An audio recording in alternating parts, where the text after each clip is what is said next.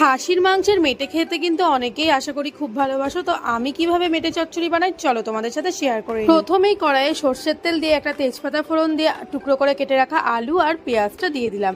আলু পেঁয়াজটা খুব ভালো মতো ভাজা ভাজা হয়ে এলে তাতে অ্যাড করলাম টমেটো কুচি, আদা রসুন কাঁচা লঙ্কার একটা পেস্ট। এরপর একে একে অ্যাড করব হলুদ গুঁড়ো, লঙ্কা গুঁড়ো আর জিরে গুঁড়ো।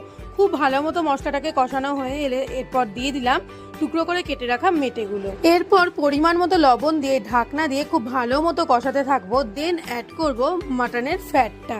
তারপর খুব ভালো মতো কষিয়ে দিয়ে দেবো পরিমাণ মতো সামান্য জল, স্বাদ মতো মিষ্টি, আর নামানোর সময় দিয়ে দেবো ঘি আর গরম মশলা। সব শেষে এভাবে তেল বেরিয়ে এলেই কিন্তু আমার খাসির মাংসে মেটে চচ্চড়ি একদম রেডি। তো রেসিপিটা কেমন লাগলো জানিও, তোমরাও অবশ্যই ট্রাই করো।